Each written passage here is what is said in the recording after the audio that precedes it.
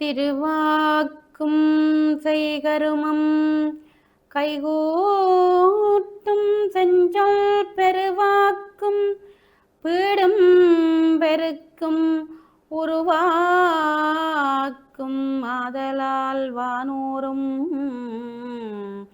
ஆனை முகத்தானை காதலால் கூப்புவர் தம்கை. ஏகம்பத்துரை எந்தாய் போற்றி பாகம்பெண்ணுருவானாய் போற்றி பராய்த்துறை மேவிய பரனே போற்றி சிராப்பள்ளி மேவிய சிவனே போற்றி. அண்ணாமலையம் அண்ணா போற்றி கண்ணார முதற்கடலே போற்றி போற்றி.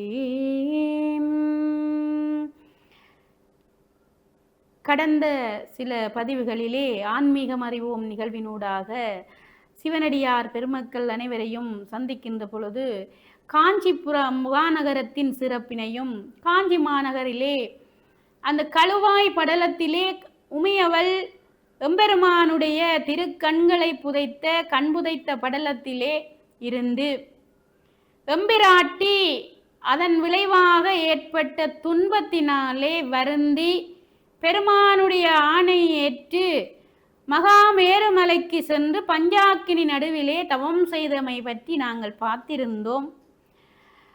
அதன் தொடர்ச்சியாக இன்றைய இந்த நல்ல நாளிலே நாங்கள் அந்த கழுவாய் படலத்திலே பஞ்சாக்கினி நடுவிலே நின்று தவம் செய்த எம்பிராட்டி தன்னுடைய குற்றங்கள் எல்லாம் களைந்து நீங்கிய பிறகு எம்பெருமானிடத்திலே பிரார்த்தனை செய்கின்றார். தான் அடுத்து என்ன செய்ய வேண்டும் என்று சொல்லி அனுமதி கேட்கின்றார் தன்னுடைய கணவராகிய பரமேஸ்வரனிடத்தில். கேட்கின்ற பொழுது காதன் மங்கை பங்கையத்து மண்ணுயிர் குலம் தீதிலாது நீ வாழ நீ செறிந்த அறம் செய் என்றுளவாத பாசனத்தினோடு இரண்டு வன் சராவமும் மீதளித்து வெள்ளி வெட்பை எய்திட பிராட்டியும் என்று சொல்லி அந்த பாடலிலே அழகாக எம்பிராட்டி வேண்டுதல் செய்தலும் பெருமான் எம்பிராட்டிக்கு விடை பகர்தலும் இடம்பெறுதல் காணலாம். இதன்படி எம்பெருமானிடத்திலே விடை பெற்ற அனுமதியோடு காளிதேவி பூதகணங்கள் தேவர்கள் சூழ ஏழ்கடலும் பொங்கி எழுந்து ஆர்ப்பரிப்பது போல மேருமலையை விட்டு நீங்கி அங்கே பற்பல தேவர்கள் முனிவர்கள் கிம்புரர்கள் என்று சொல்லப்படுகின்ற அத்தனை தேவாதி தேவர்கள் பூதகணங்கள் எல்லாம் சூழ்ந்து புடைசூழ ஆர்ப்பரிக்க அம்பிகையானவள் இடப வாகனத்திலே ஏறி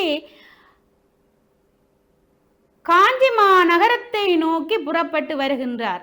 அம்பிகை வருகின்ற காட்சியோ அழகோ அழகு. தேவர்கள் எல்லாம் இன்னிசை கீதம் இசைக்க, தும்புரு நாரதர் எல்லாம் அந்த இன்னிசை வாத்தியங்கள் இசைக்க, எம்பிராட்டி வேத மந்திர ஒலியோடும் திருமுறை ஒலிகளோடும் வருகின்ற காட்சி தேவர் உலகத்தையே வியக்க வைக்கின்ற அளவுக்கு எம்பிராட்டி அங்கே வந்து கொண்டிருக்கின்றார். இந்த நேரத்திலே மேருமலைக்கு அரசனாகிய இமவான் தன்னுடைய மகள் தவம் முடித்து காஞ்சி மாநகர் நோக்கி செல்லுகின்ற பொழுது மனம் வருந்துகின்றார். தன்னுடைய மகள் தன்னை விட்டு செல்லுகிறாளே என்று அழுவது போல அங்கே அந்த பாடலை அமைத்திருப்பார் அந்த கச்சியப்பர் ஆசிரியர். எப்படி என்றால், மேருமலையிலே இருக்கின்ற நதிகள் எல்லாம் பாய்ந்து ஓடுகின்ற ஓசையானது எப்படி இருந்ததென்றால், மேருமலைக்கு அரசனான இமவான் தன்னுடைய மகளை பிரிந்த கவலையிலே அழுது தீர்ப்பது போல அந்த நதிகளின் ஓசை பிரவாகம் அப்படி இருந்துதாம். அந்த பாடல்களை அந்த சந்தத்தோடு நயத்தோடு படிக்கின்ற அன்பர்களுக்கு அது புரியும். அப்படியாக மேருவை விட்டு நீங்கி எண்ணற்ற குன்றுகள் நீண்ட நெடுங்காடுகளை எல்லாம் கடந்து உமையவள் இடப வாகனத்திலே சென்று கொண்டிருக்கின்றாள். செல்லும் வழியெங்கும் தேவர் முதலியோர்கள் எல்லாம் வணங்கி எழுகின்றார்கள். அவர்களுக்கெல்லாம் தன்னுடைய அடியவர் பெருமக்களுக்கெல்லாம் கருணை கண்ணாலே தேவி அருள் புரிந்து கொண்டு நால்வேதம் ஆரங்கம் எல்லாம் சேர்ந்தொழிக்க தேவியானவள் முதுவேனிற்காலம் நெருங்கிக் கொண்டிருக்கின்ற சமயத்திலே மகதம் என்கின்ற நாட்டுக்கு அங்கே வருகிறார். அந்த மகத நாட்டிலே இந்த பஞ்சத்தினாலே நிலம் வெடிப்பு ஓடி அங்கே உணவின்றி மனிதர் பிடித்து உண்கின்ற நிலையிலே இருக்கின்ற அந்த சமயத்திலே அங்கே வந்த தேவி அங்கு கால் பதித்த உடனே அந்த எல்லையிலே வந்து கொண்டிருக்கிற பொழுது அந்த நாட்டில் இருக்கிற அனைத்து பஞ்சங்களும் நீங்கியதாம். ஆகையினாலே அங்கே ஆட்சி செய்த மன்னன் அந்த மாற்றத்தை கண்டு மன்னனும் மக்களும் அதிசயப்படுகிறார்கள். ஒரு இளம் கன்னி பெண்ணாக வருகின்ற இந்த பெண் யாராக இருக்க முடியும்? நிச்சயமாக மானுடராக இருக்க முடியாது என்பதை அங்கே இருக்கின்ற மக்கள் உணர்கிறார்கள். ஆனால் மன்னனுக்கு ஒரு சந்தேகம், இப்படி ஒரு கன்னி பெண் இங்கு வருவதால் இந்த நாட்டிலே இந்த மாற்றங்கள் ஏற்பட்டு விட முடியுமா என்று அவனுடைய அறியாமையிலே நினைக்கிறான். அங்கே வந்திருப்பவர் பார்வதி தேவியார் என்பதை அவனால் உணர முடியவில்லை. அப்பொழுது அவனுடைய ஐயம் தெளியும்படியாக அங்கே சில அற்புதங்களை அம்பிகை நிகழ்த்திவிட்டு அவர் தன்னுடைய தவ வாழ்வை மேற்கொள்வதற்காக காஞ்சி மாநகரத்தை நோக்கி புறப்பட்டு செல்கிறார். காஞ்சி மாநகரத்தை நோக்கி போகின்ற பொழுது அவர் இந்த மகதத்திலே எப்படியான பணிகளை, அதாவது நீரில்லாமல் களவு, கொள்ளை போன்ற கடுமையான பஞ்சம் பசி பட்டினியால் வாடிய மக்களுக்கு செய்ய வேண்டிய அத்தனை தான தர்மங்களையும் செய்து அந்த மக்கள் செழிப்போடு வாழ்வதற்கு உலக மாதா அல்லவா. சாதாரணமாக அவருடைய அருட்பார்வை கிடைத்து விட்டாலே பெருமளவான அருளை அள்ளித்தரக்கூடிய தாய் அந்த பூமியிலே பாதம் பதித்து வருகின்றார் என்றால் அந்த பூமி எவ்வாறு இருக்கும் என்று நாங்கள் சற்று சிந்தித்து பார்க்க வேண்டும். அன்னை அந்த இடத்திலே கால் பதித்த உடனேயே அந்த நாட்டிலே அத்தனை மாற்றங்கள், அத்தனை அற்புதங்கள், மனிதர்கள் எல்லாம் எப்படி மகிழ்வு கொண்டார்கள் என்றால் இறைவனை தாம் நேரே கண்டது போல மகிழ்வு கொள்ளக்கூடிய அந்த இடத்தை அவ்வளவு மகிழ்ச்சிகரமாக அந்த தாய் ஆக்கி வைக்கின்றார். அந்த உயிரினங்கள் இன்புற வாழ்வதற்காக மனிதர்கள் மட்டுமல்ல அத்தனை ஜீவராசிகளும் அங்கே இன்புற வாழ அன்னை பார்வதி அங்கே அத்தனை துன்பங்களையும் போக்குகின்றார் தன்னுடைய வருகையினாலே. இன்னவாறெல்லாம் துயரும் மகதத்தினில் இணையாள் அன்னை சேரலும் அங்குளார் அனைவரும் வருத்தம் தன்னில் நீங்கினார். இப்படியெல்லாம் துயரப்படுகின்ற இந்த மகத நாட்டிலே அன்னை சேர்ந்தவுடனே, உமையவள் சேர்ந்தவுடனே அங்குள்ள அனைவரும் வருத்தம் நீங்கும்படியாக அன்னை வரமருளினாராம். இதே அந்த பாட்டில் அந்த இடத்திலே வருகின்ற 69வது பாடலிலே நாங்கள் அழகாக கண்டு கழிக்கலாம், வாசித்து இன்புறலாம். படிக்கும் தோறும் தேன் போல தித்திக்க கூடியது காஞ்சி புராணம். அப்படிப்பட்ட அற்புதமான தெய்வீக கதை. இப்படியாக அந்த துன்பங்களை எல்லாம் போக்கிய தாயானவள் இறைவன் காஞ்சியினுடைய பெருமையை வந்து கூறுகிறார். காஞ்சி மாநகரம் எப்படிப்பட்டது, அதன் பெருமை என்ன என்பதை அங்கேயும் வந்து தேவிக்கு விளக்கம் அளிக்கின்றார். அங்கே சென்று நீ என்னை பூசித்து உய்வா என்று திருவாக்கு மலருகின்றார். இப்படி திருவாக்கு மலருகின்ற பொழுது காஞ்சியிலே சென்று உயிர்குலம் குறைவின்றி வாழ நீ செழித்த அறம் செய்யென கூறி பாத்திரமும் மூடியும் கொடுத்து அனுப்பி வைக்கின்றார் பெருமான். அதைத்தான் அங்கே பாடலிலே அழகாக சொல்லுவார்கள், 2 வன் சராமமும் மீதளித்து வெள்ளி வெட்பை எய்திட பிராட்டியும் என்று.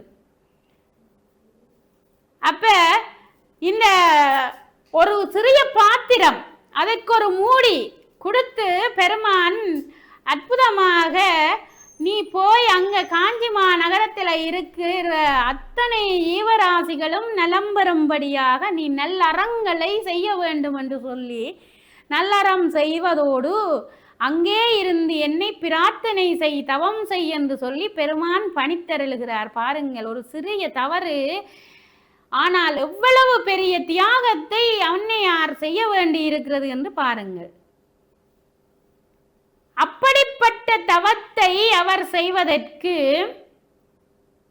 சம்மதித்து காஞ்சிமா நகரத்தை நோக்கி அன்னை புறப்படுகின்றார்.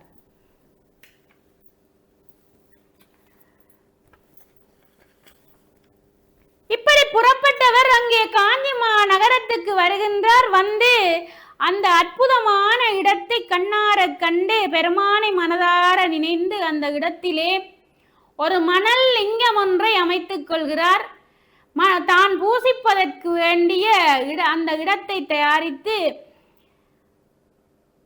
அந்த அழகிய கம்பா நதிக்கரையின் அருகே இருக்கக்கூடிய மணலிலே அற்புதமாக ஒரு லிங்கத்தை தன்னுடைய மணவாளனை நினைந்து அங்கே சிருஷ்டிக்கிறார். அப்படி சிருஷ்டித்து அந்த காஞ்சிமா நகரிலே இருக்கக்கூடிய ஜீவராசிகள் எல்லாம் செழிப்புற்று வாழ தன்னுடைய தலைவனார் கூறியபடி நல்லறங்களை ஆற்ற விளைகின்றார். அங்கேதான் தேவியானவள் 32 அறங்களை ஆற்றுகின்றார். அந்த 32 அறங்கள் என்ன என்பதை பற்றித்தான் நாங்கள் இங்கே சிந்திக்க இருக்கின்றோம். முதலாவதாக அங்கே பேசப்படுகின்ற அறம் ஆவுறிஞ்சி கல் அமைத்தல். எங்களுக்கு எல்லாம் தெரியும், கிராமப்புறங்களில் இன்றைக்கு எங்கேனும் ஓரிரு இடங்களில் எங்களுடைய நாட்டிலே இருக்கின்றன. பெரும்பாலும் அந்த மரபு இன்றைக்கு அழிந்து கொண்டு சென்று விட்டது என்றுதான் கூற வேண்டும். மிக கிராமப்புறங்களிலே இன்றைக்கும் ஆவுறிஞ்சிக்கல் இருக்கும். பசுக்கள் நீரருந்தி விட்டு தங்களுடைய உடம்பை தேய்த்து கொள்வதற்காக நீர்நிலைக்கு அருகிலே பசுக்கள் மேயக்கூடிய இடங்களிலே இந்த ஆவுறிஞ்சி கல்லை வந்து அமைத்திருப்பார்கள் அன்றைய முன்னோர்கள். இதை தேவியானவள் ஒரு அறமாக செய்திருக்கின்றார். முதலாவது பேசப்படுகின்ற அறமே பசுக்களுக்கு ஆவுறிஞ்சிகள். ஏன் மனிதர்கள் நாங்கள் எங்களுடைய உடம்பிலே எங்கேயாவது ஒரு இடத்துல கடிக்குதுண்டா கையால் எடுத்து சொரிஞ்சு கொள்ளுவோம். ஆனா பசு தன்னுடைய கால்களினாலே என்ன செய்ய முடியும்? எதுவுமே செய்துவிட முடியாது. ஆகவே அது தன்னுடைய உடலை கொண்டு போய் ஏதோ ஒரு மரத்திலேயோ எங்கேயோ உறைஞ்சி கொள்ள வேண்டும் என்பதற்காக அதை உணர்ந்த முன்னோர்கள் ஆவுறிஞ்சி தறி அமைத்து வைத்தார்கள், ஆவுறிஞ்சி கல் அமைத்து வைத்தார்கள். இன்றைக்கும் சில இடங்களிலே நாங்கள் பார்க்கலாம், கிராமப்புறங்களிலே பாலடைந்த வீடுகள் அந்த மதிச்சுவர்களிலே பசுக்கள் போய் தங்களுடைய உடம்பை தேய்த்து கொள்வதை நாங்கள் பார்த்து கொள்ளலாம். அதற்காகத்தான் அன்றைக்கு ஆவுறிஞ்சிக்கல் அமைத்தார்கள். இது முதலாவது அறமாக அன்னை செய்திருக்கின்றார். ஆகவே நாம் இதில் செய்ய வேண்டிய முதலாவது அறம் என்ன என்பதை நன்கு எங்களுக்கு விளங்கிக் கொள்ள முடியும். அடுத்ததாக அதே பசுவுக்கு வாயுரை. நாங்கள் இன்றைக்கு எத்தனை பேர் பசுவதை செய்கிறோம்? சுவாமி ஞானப்பிரகாசர் பசுவதைக்கு அஞ்சி இந்தியாவுக்கு இரவோடு இரவாக சென்றார். அந்நியர் ஆட்சி காலத்திலே வீட்டுக்கு ஒரு பசுவை எல்லோரும் கொடுக்க வேண்டும் என்ற நிர்பந்த சூழ்நிலை. ஞானப்பிரகாச முனிவருக்கோ அவருக்கு பசுவை எப்படி நான் கொல்ல கொடுப்பது, அது மாபாதக செயலாகிவிடுமே என்று அஞ்சி நாட்டை விட்டே போன பெரியார் ஞானப்பிரகாச முனிவர். அப்ப அந்த ஞானப்பிரகாசர் நாட்டை விட்டு ஏன் போக வேண்டும்? இன்றைக்கு இருக்கின்ற நாங்கள் அவ்வாறு போவோமா என்று கொஞ்சம் சிந்தித்து பார்த்தால் வினாக்குறியான விடைதான் கிடைக்கும். அப்படிப்பட்ட தூய உள்ளம் கொண்ட ஞானியர்கள் வாழ்ந்த நாடு எங்களுடைய நாடு, இந்த பூமி, சிவபூமி. இப்ப இந்த பசுவிற்கு வாயுரை கொடுக்கின்ற பணியை அம்பிகை செய்கிறாள். பசுவானது பசித்திருக்க அல்லது தண்ணீர் விடாயோடு இருக்கின்ற பொழுது அந்த பசுவை நாங்கள் வளர்ப்பதனால் எந்த பயனும் கிடையாது. நாங்கள் வயிறார உண்டு விட்டு பசுவுக்கு நீரோ ஆகாரமோ கொடுக்காமல் வருத்தினால் மிகப்பெரிய பாவம் உண்டாகும். ஒரு பசுவை எப்படி வளர்க்க வேண்டும்?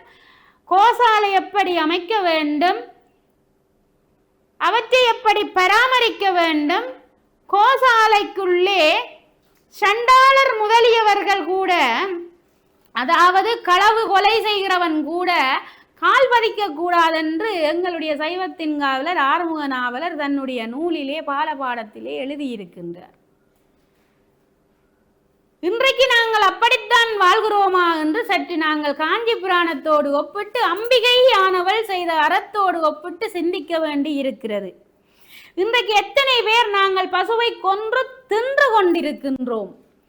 மிக கேவலமான செயலை செய்து எங்களுடைய பிறவியை நாங்களே இழிவுபடுத்தி, ஏழேழு பிறவியும் நரகத்திலே இருந்து நாங்கள் மீளாத துயரிலே இருக்கக்கூடிய துன்பத்தை நாங்களே எங்களுக்கு தேடிக்கொண்டிருக்கின்றோம்.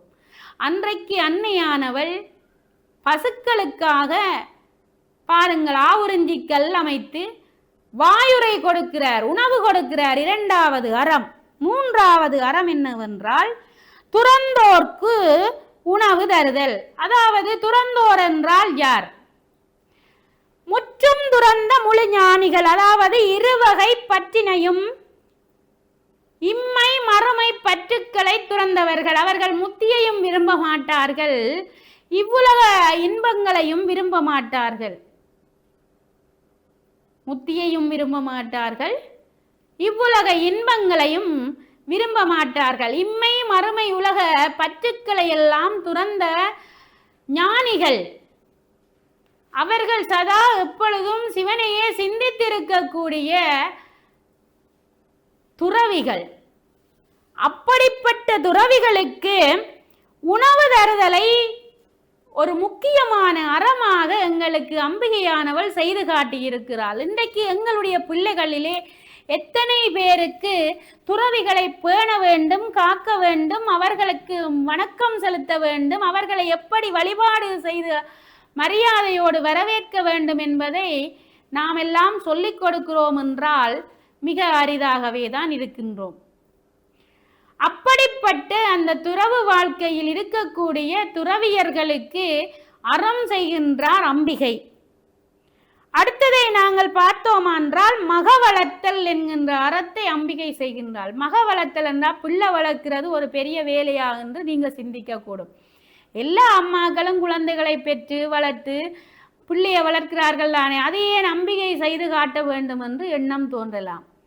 ஆனால் மக வளர்த்தல் என்று இங்கே குறிப்பிடப்படுகின்ற விடயம் அவ்வாறு அல்ல. ஒரு தாய் தன் குழந்தையை பெற்று வளர்க்கிறது போன்ற மக வளர்ப்பை அன்னை செய்யவில்லை.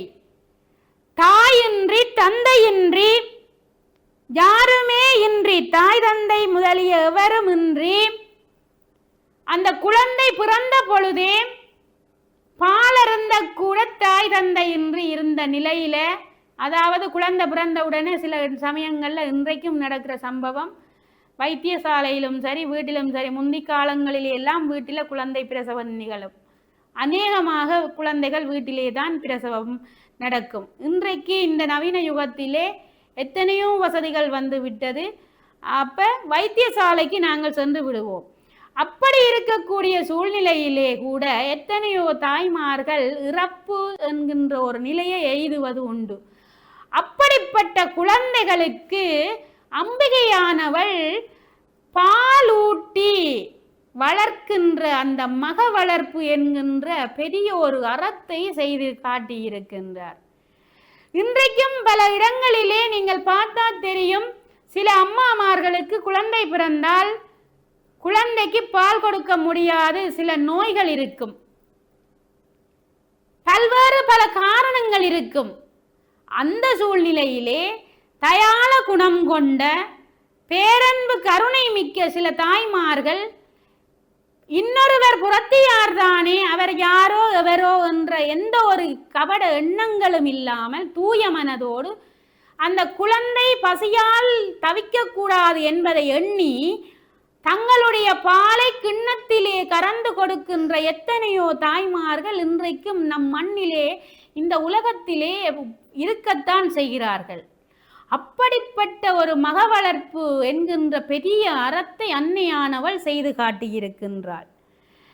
இப்படியாக அன்னையானவள் இந்த காஞ்சி மாநகரத்திலே வந்து செய்த முதல் 4 அறங்களை பற்றி நாங்கள் இன்றைய இந்த நல்ல நாளிலே பார்த்திருக்கின்றோம். தொடர்ச்சியாக இந்த காஞ்சி புராணத்திலே வருகின்ற ஏனைய அறங்களை பற்றி அடுத்தும் ஒரு நிகழ்விலே சிந்திக்கலாம் என்று கூறிக்கொண்டு, கேட்டுக்கொண்டிருந்த அத்தனை சிவநேய செல்வர்களையும் அடியேன் உளமாற பணிந்து, என்றும் இன்பம் பெருகும் இயல்பினால் ஒன்று காதலித்துள்ளமும் ஓங்கிட மன்றுளாரடியாரவர் வான்புகள் நின்றது எங்கும் நிலவியுலகெலாம்.